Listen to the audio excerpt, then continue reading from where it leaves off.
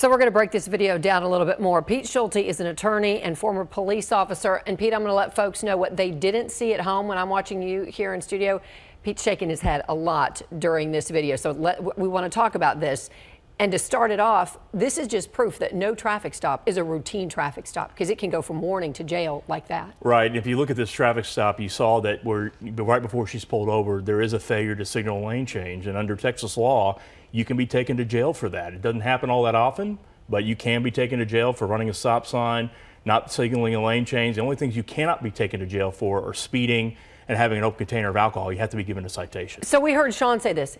Everything he did was legal. We'll take a look at what the officer saw originally and why he pulled her over. Right, so here he's finishing up that prior traffic stop, which I think the end of it was left on the video to try to show a different side of this trooper. Right. There is Sandra Bland's vehicle. She's actually running that stop sign. If they can back it up just a little bit as the trooper's going, and we'll start it over here in a second, you'll see her traveling, and there's a stop sign right here, and as the trooper comes up now, I think he sees that out of the corner of his eye, not sure what exactly happened. That's but the U-turn. There's a stop sign, yeah.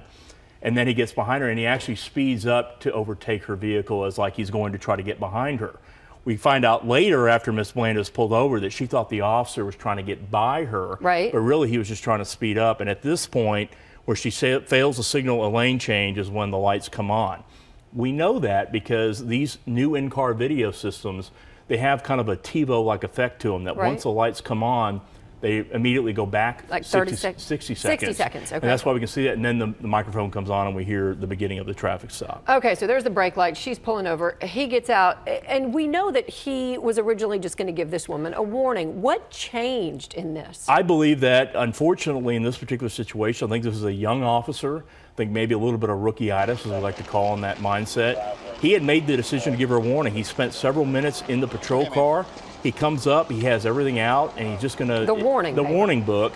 And then her attitude changed his mind. Pete, let me stop you for a second. Rookie-itis, whatever you want to call this. Did you ever, I mean, this is something you had, but not to this degree. I wouldn't say this to a degree. I mean, we all get it where we're not with our field training officer anymore, and we're dealing with somebody who is challenging our authority, and we're having to deal with that on our own. And I think that this officer took that as, you know what, a warning is not legitimate. So what we're going to end up doing here is time to put the cigarette out. You're going to jail. And let's kind of listen to this kind of ramp up a bit.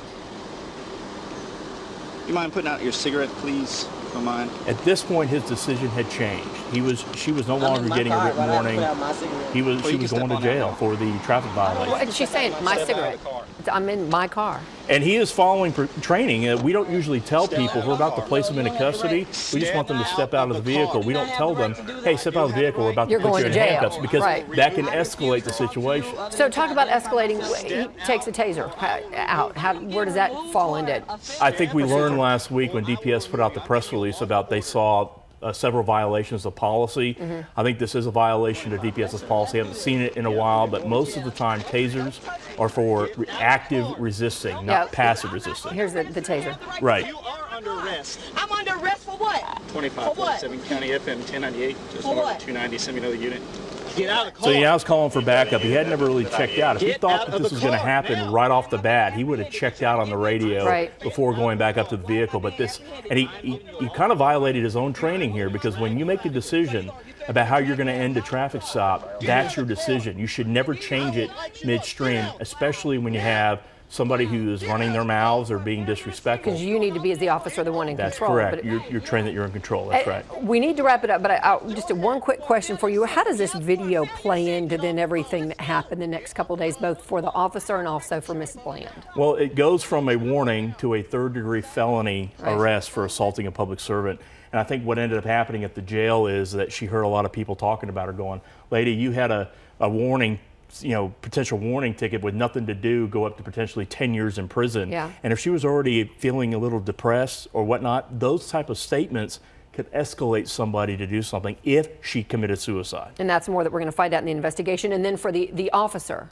The officer's going to have to, he didn't do anything illegal. I mean, everything he did was legal according to the law, like Sean said on his report. Right. But he's going to have to answer for the policy violations. This is not how DPS wants their courtesy policy to be enacted. Sure. All right, Pete, thank you so much for coming in. Thanks. Appreciate it, as always.